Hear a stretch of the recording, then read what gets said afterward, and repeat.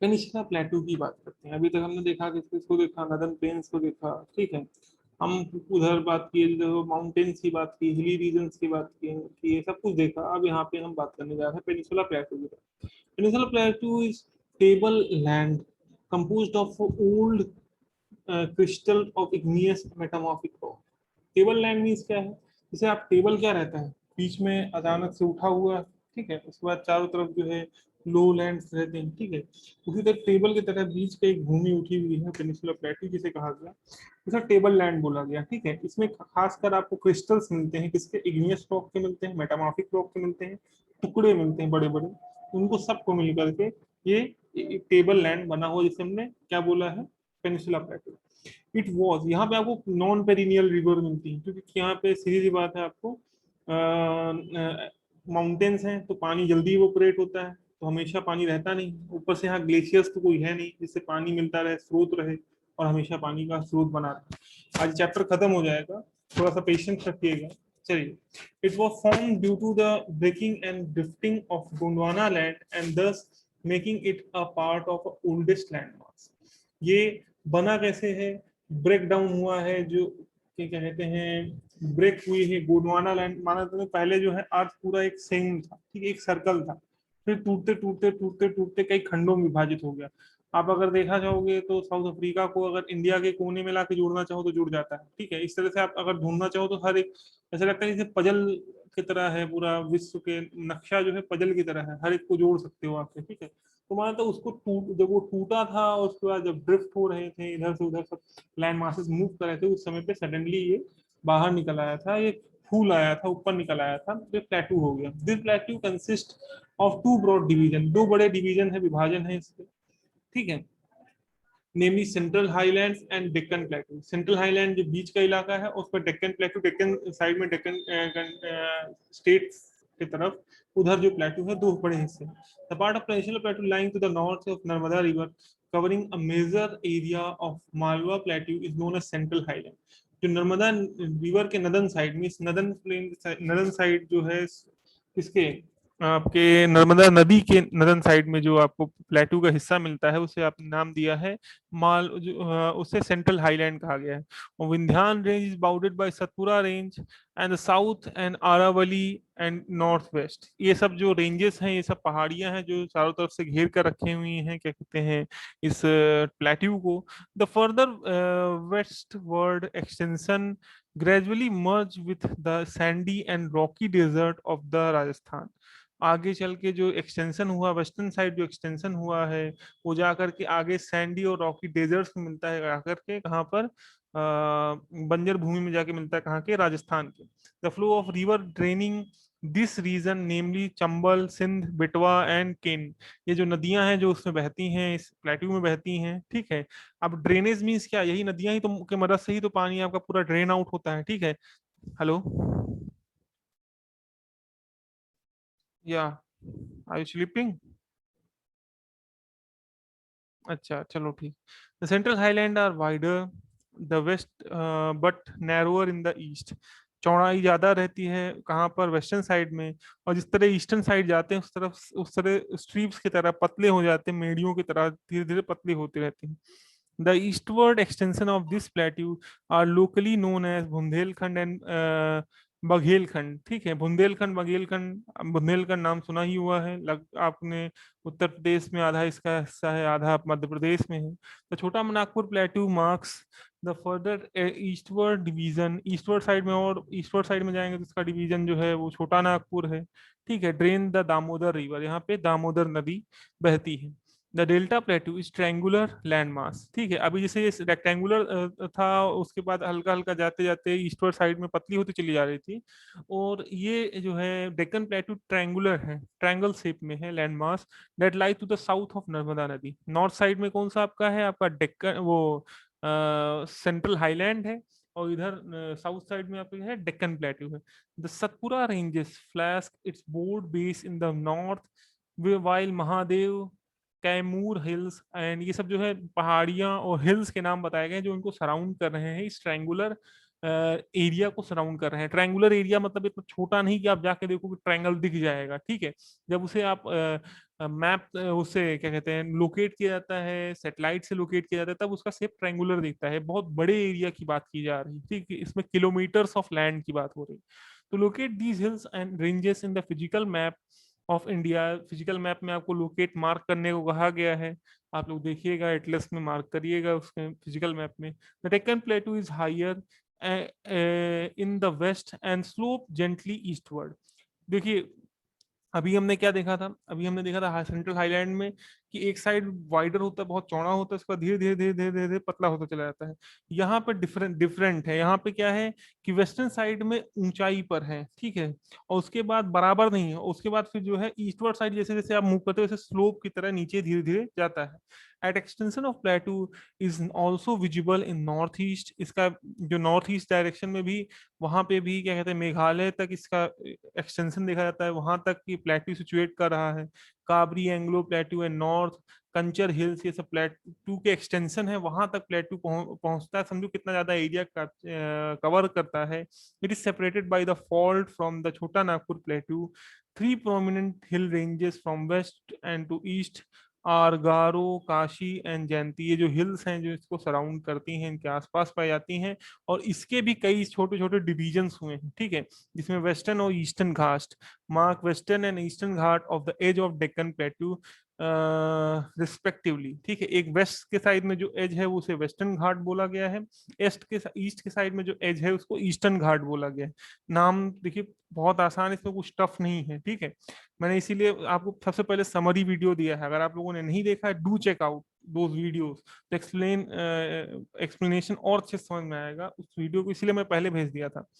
There are continuous and can be crossed through passes away. क्या है, लगातार एक दूसरे क्रॉसेस आपको देखने को मिलेंगे। Locate the Thar, Bhor, Pal Ghats in physical map division, आप इस सबको ढूंढने कहा गया है। The western Ghat are higher than the eastern Ghat. Western Ghat ऊंचे हैं ईस्टर्न घाट के मुकाबले। Their average elevation is 900 to 1600 metre as against 600 metre of the eastern Ghat. देखिए एवरेज एलिवेशन में अगर हाइट की बात करें 900 से लेकर के 1600 मीटर तक है वेस्टर्न साइड में। ईस्टर्न साइड में वही सिर्फ 600 मीटर एवरेज हाइट बढ़ती है। तो इसलिए आपको दिख भी रहा है स्लोप भी है, ठीक है। द ईस्टर्न घाट stretch from Mahanadi valley to Nilgiri Nilgiris in the south. Mahanadi valley से लेकर निगरिस तक है, ये क्या कहते हैं आपका ईस्टर्न घाट है। और eastern Ghat are discontinued and irregular. क्या है, यहाँ पे कोई बहुत बराबर भूमि नहीं, असमतल भूमि मिलती है, ठीक है। इरेगुलर आपको शेप है, कभी भी ऊंचाई कभी नीचाई, इस तरह से मिलता रहता है। By river draining into the bay of Bengal, इसमें नदियां भी बहती हैं जो कि कहाँ जाके गिरती हैं, उनका पानी जाके गिरता है बे ऑफ बंगाल में। वेस्टर्न घाट cause orographic rain by facing the rain bearing moist wind to rise along the western slopes of the घाट। क्या है, वेस्टर्न घाट में आपको बारिश देखने को मिलती है, खूब ज्यादा नमी देखने को मिलती है, क्योंकि जितने भी बारिश लाने वाले विंड्स होती हैं सबका सामना वेस्टर्न घाट करता है। Are known by different local name, उनको अलग अलग नामों से हम जानते हैं। The height of the western घाट progressively increase by north to south. जब हम वेस्टर्न घाट में नॉर्थ से साउथ की तरफ जाते हैं, मीन्स ऊपर से, इंडिया का अगर मैप देखें तो ऊपर से नीचे की तरफ आते हैं, तो उसका जो है हाइट धीरे धीरे बढ़ता रहता है। अगर हाईएस्ट पीक की बात करें तो अनाई मुंडू जो कि 2695 मीटर है, और डोडा बेटा जो कि 2637 मीटर है, और महेंद्रगिरी जो कि 1501 मीटर है। ये हाईएस्ट पीक्स हैं कहाँ पर, इन द ईस्टर्न घाट, ठीक है। नहीं नहीं नहीं, सॉरी सॉरी सॉरी, वेस्टर्न घाट में हाईएस्ट पीक है 2695 वाला अनाई मुंदी और डोडा बेटा। और ईस्टर्न की बात करें तो ईस्टर्न में सबसे हाईएस्ट पीक जो है 1501 मीटर की है, हाईएस्ट पीक जो कि ईस्टर्न घाट में। फिर Shevaroy hills and Javadi hills are located in the south east of the eastern घाट। साउथ ईस्ट डायरेक्शन में आपके ईस्टर्न घाट के आपको कौन से हिल्स के नाम बताए गए हैं, वो फेमस हिल्स आपको देखने को मिलते हैं। Clear? Yes, Yes, sir. sir. Okay.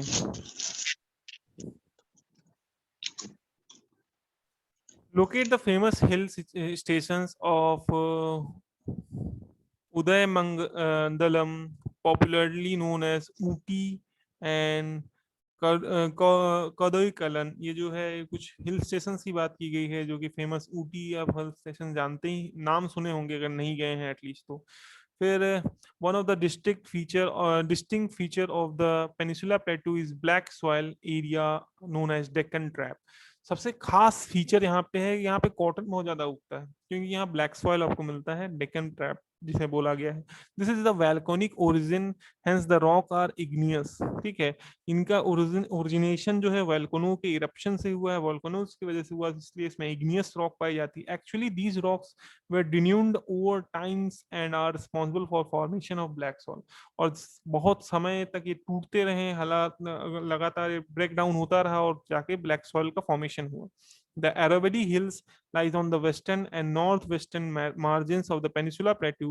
These are the highly eroded hills and are found as broken hills. They extended from the Gujarat to Delhi and southwest to northeast direction.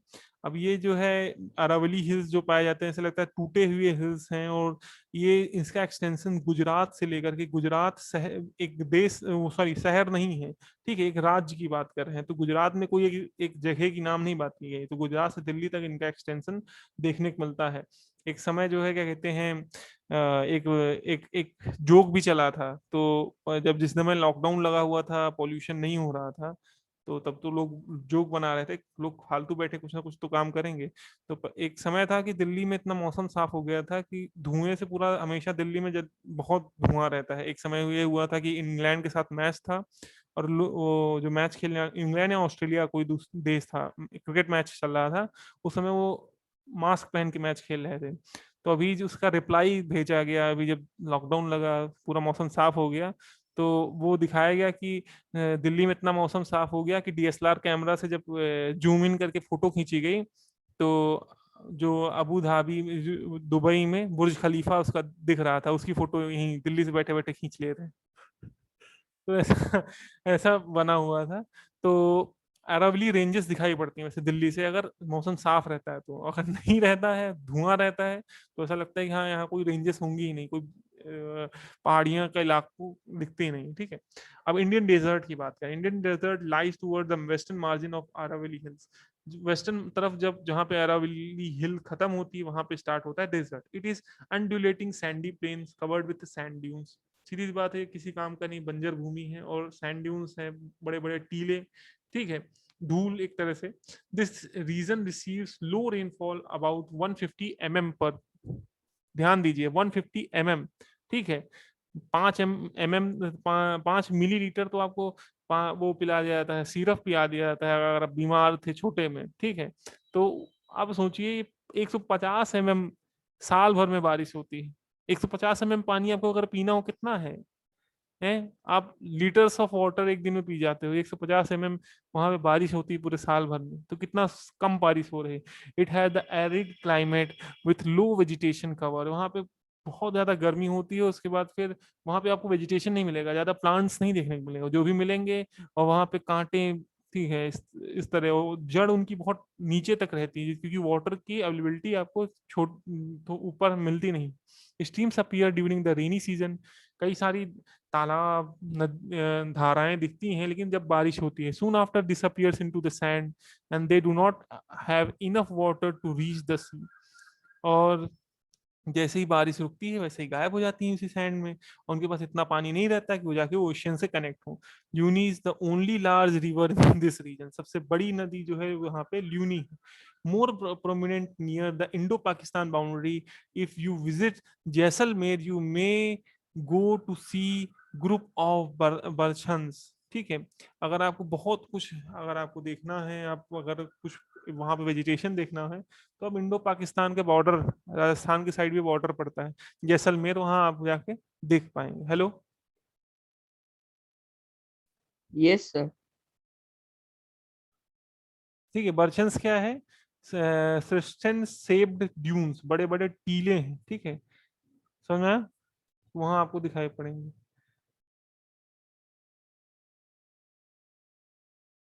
Next जो है कहाँ गया आपका, coastal planes की बात करें। The peninsula प्लेटू is flagged by the stretch of narrow coastal strips पतली पतली पट्टियां हैं, ठीक है, किसके, प्लेट्यू, पेनिनसुलर प्लेट्यू के अगल बगल, ठीक है, कोस्टल रीजन जिन्हें आपने कहा है। युवराज वीडियो ऑन करो भाई, अभी क्या बंद कर रहे हो, ठीक है।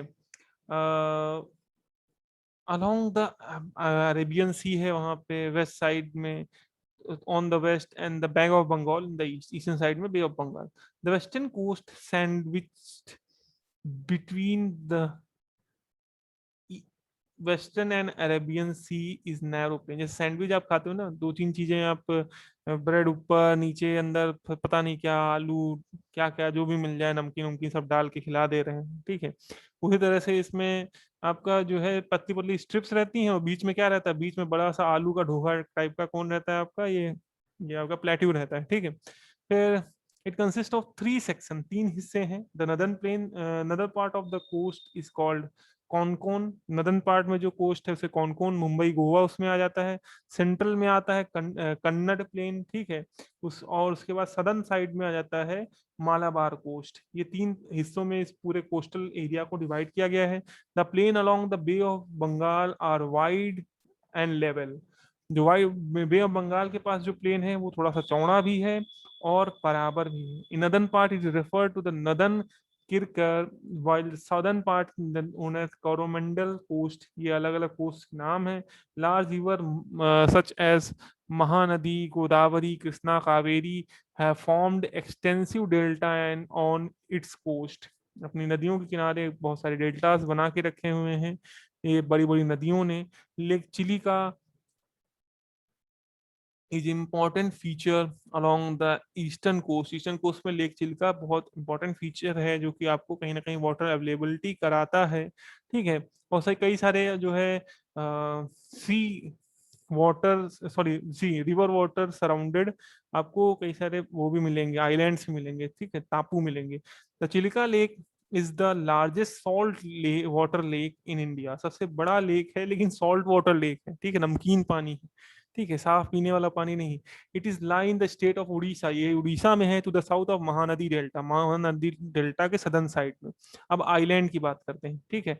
अब हमारा जो आखिरी पॉइंट है आइलैंड, इसके साथ ये आज ये चैप्टर भी समाप्त हो जाएगा। Island, you have already seen, आपने पहले से देख रखा है, that India has a west mainland. Beside this the country has two groups of island. आपको पहले से देख के रखा है कि इंडिया में बहुत ज्यादा मेनलैंड है, उसके बावजूद भी इंडिया के पास कई सारे ग्रुप हैं, दो ग्रुप, ठीक है, ग्रुप है। हमने आइलैंड नहीं बोला, दो आइलैंड, क्यों, क्योंकि उसमें और छोटे छोटे छोटे छोटे ग्रुप्स हैं, ठीक है। तो दो ग्रुप हैं किसके, आइलैंड के, अंडमान निकोबार आइलैंड्स और Lakshadweep islands. Can you identify these island groups, क्या आप उन्हें आइडेंटिफाई कर सकते हैं? Locate the Lakshadweep island group lying close to Malabar coast of Kerala. Kerala के मलाबार कोस्ट के पास ही लक्षद्वीप आइलैंड का ग्रुप है, आप उसे आइडेंटिफाई कर सकते हैं। This group of island is composed of small coral islands. छोटे छोटे आइलैंड्स बने हुए हैं, उन्हीं को मिलकर के लक्षद्वीप आइलैंड बना है। दे where known as लैकेड्यू, Minicoy and एमिड्यू, ये क्या कहते हैं, अलग अलग इनका नाम दिया गया है आइलैंड्स का। इन 1973, 1973 में these were named as Lakshadweep, इन सबको मिलाकर के लक्षद्वीप नाम दिया गया 1973 में। It covers small area of 32 square kilometre. इतने में तो रायबली नहीं, रायबली होगा क्या 20, नो सर, सर रायबरेली नहीं आता। नहीं और ज्यादा है, रायबली से ज्यादा है, रायबली ज्यादा एरिया है, चलो ठीक है। लेकिन यस सर। अगर उत्तर प्रदेश से कंपेयर करें तो बहुत छोटा एरिया है, ठीक है। का यस आगे बात सर। करते हैं। Kavaratti island is the administrative headquarter of Lakshadweep. Kavaratti island जो है वो एडमिनिस्ट्रेशन मीन्स जो भी रूलिंग की जाती है पूरे सभी पार्ट्स के ऊपर, आइलैंड के सभी पार्ट्स के ऊपर, वो हेडक्वार्टर लक्षद्वीप का वहीं पे है। This island group has been greatly diversity of flora and fauna. यहाँ पे ऐसी कई सारी प्रजातियां पाई जाती हैं जो कहीं में आज एक्सटिंक्ट होने वाले हैं, वहां पे देखने को मिलता है। मीन्स प्रकृति, इसको अगर कहें कि अगर हम स्वर्ग देखना चाहते हैं तो हम लक्षद्वीप जा सकते हैं, हमको स्वर्ग देखने को मिलेगा। क्यों? क्योंकि हम प्रकृति से वहां जुड़ते हैं। The Pitti island which inhabited has a bird sanctuary। ठीक है, यहाँ पे जहाँ पे लोग नहीं रहते हैं पिटी आइलैंड में, वहां पे एक बर्ड सेंचुरी बनाया गया है, ठीक है। इनहेबिटेड, ठीक है। फिर उसके बाद नेक्स्ट जो है आपका, now we see that elongated change of island located in bay of Bengal extension from the north to south, these are Andaman and Nicobar island, ठीक है। और जो एक चैन ऑफ आइलैंड आपको मिलती है कहाँ पे, बे ऑफ बंगाल में, वो अंडमान और निकोबार आइलैंड है। They are bigger in size and are more numerous and scattered, ये बड़े बड़े हैं साइज में लेकिन और ज्यादा नंबर्स में है लक्षद्वीप के कंपैरिजन में। The entire group of island is divided into two broad category, दो बड़े हिस्सों में इनको विभाजित किया गया है। Andaman is north and Nicobar in south. It is believed that these islands are elevated portion of submarine mountain. ये माना जाता है कि ये जो आइलैंड्स बने हैं, ये आइलैंड जो पानी के नीचे, समुद्र के नीचे जो क्या कहते हैं पहाड़ियां हैं, उन्हीं का ऊपर का ये पोर्शन है जहाँ पे आइलैंड हो गए हैं। अच्छा, तो अच्छा, अच्छी बात है, मतलब हम लोग पहाड़ बिना चढ़े चढ़ लेते हैं। Next, the Andaman is and in north and Nicobar it is believed, okay okay, ठीक है। These island groups are great strategic importance for the country, कहीं ना कहीं भारत देश के लिए बहुत महत्वपूर्ण ये दो आइलैंड के ग्रुप्स हैं, क्योंकि इससे क्या होता है कि एक ऐसी पोजीशन हमें मिलती है इंडियन ओशियन में जिससे हम अलग अलग देशों पर नजर रख सकते हैं कि वो हमारे देश पर ज्यादा नजर ना रखें। There is a great diversity of flora and fauna this group of island too, यहाँ पे भी फ्लोरा फना के ग्रुप्स पाए जाते हैं, ठीक है।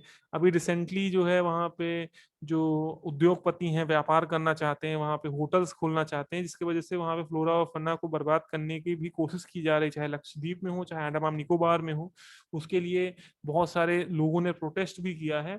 बट ये जान लीजिए कि यहाँ पे ज्यादा लोग रहते नहीं हैं, इसी वजह से जो है कहीं ना कहीं फ्लोरा फना आज भी यहाँ पे ऐसे ऐसे जो प्रजाति, फ्लोरा फना है क्या एग्जैक्टली, ये समझ लीजिए। फ्लोरा फना एक ग्रुप को बताया गया है जिसमें उन एनिमल्स का, उन पर्टिकुलर प्लांट की स्पीसीज का, एनिमल की स्पीसीज का नाम लिखा हुआ है जो कि आज एक्सटिंक्ट होने वाले या डेंजर होने वाले। और ये इंटरनेशनल सिस्टम में ये ग्रुप बनाया गया है जिससे क्या है कि इसको सेफ गार्ड किया जा सके। कई देशों ने संधियां की हैं जिससे क्या है प्रोटेक्ट कर सके, आइलैंड्स को प्रोटेक्ट कर सके। क्लियर?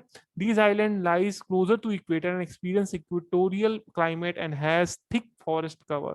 और ये आइलैंड कहाँ, इक्वेटर के पास है, और यहाँ पे अच्छा खासा क्लाइमेट आपको इक्वेटोरियल क्लाइमेट देखने को मिलता है, ज्यादा गर्मी देखने को भी नहीं मिलती। रीजन क्या है, क्योंकि they are already surrounded by ocean, ठीक है।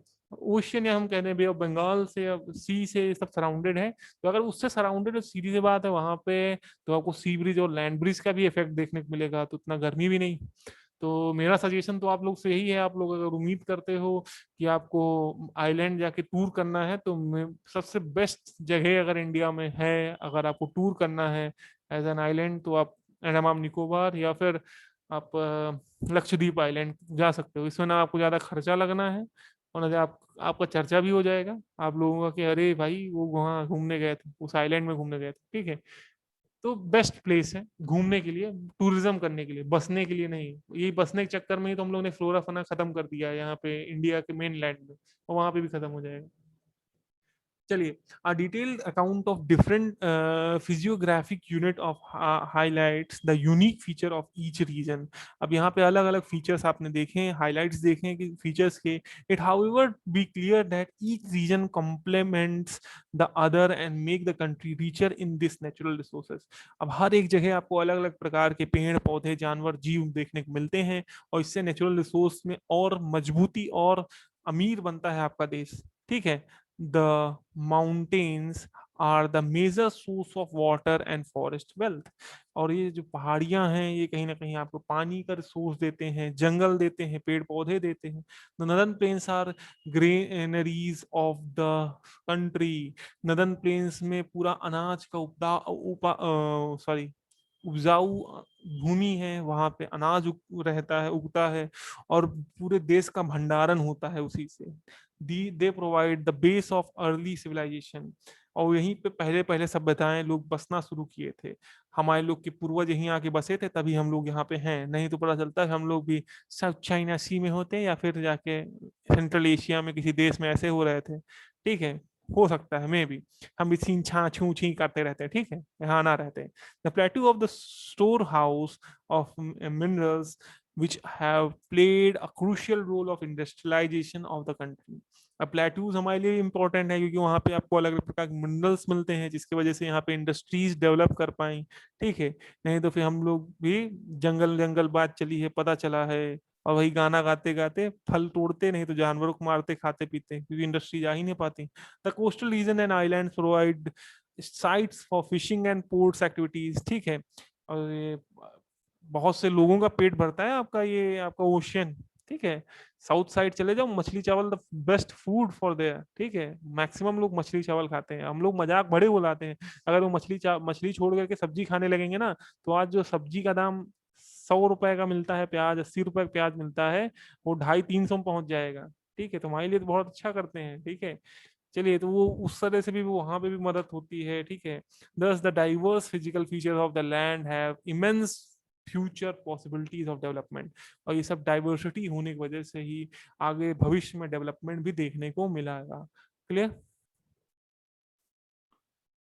चलिए, यहाँ पे एक बात मैं आपको बता देता हूँ, क्वेश्चन आंसर आपने लिखे हैं नहीं लिखे हैं आपकी मर्जी, हमें कोई फर्क नहीं पड़ता। लेकिन आप ये समझ लीजिए, जिस दिन मैंने हिस्ट्री का सेकंड चैप्टर कंप्लीट कराया, मतलब कि आप सभी को समझ, इसीलिए मैं रिकॉर्ड में भी कह रहा हूँ, सभी लोग समझ लीजिए, जिस दिन हम हिस्ट्री और ज्योग्राफी का, हिस्ट्री का खासकर सेकंड चैप्टर कंप्लीट करा है, उस दिन हो गया आपका 2 चैप्टर, दो का चैप्टर करके 6 चैप्टर हो जाएंगे, ठीक है।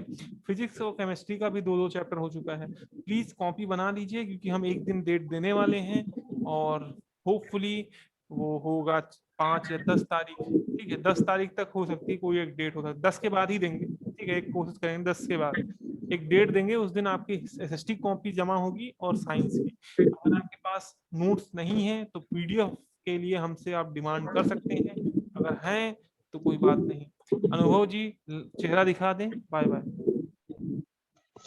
सब पीडीएफ सेंड कर दीजिए सब पे। ठीक है, हम ग्रुप में सेंड कर देंगे, बट उसे कंप्लीट करना भी आपकी जिम्मेदारी है। हम भेज देंगे आपको 5 चैप्टर साइंस के और 2-2 चैप्टर एसएसटी के सभी सब्जेक्ट के। आप लोग वीडियो ऑन करें 2 मिनट के लिए, उसके बाद चलते हैं फिर। अनुभव जी वीडियो ऑन करें।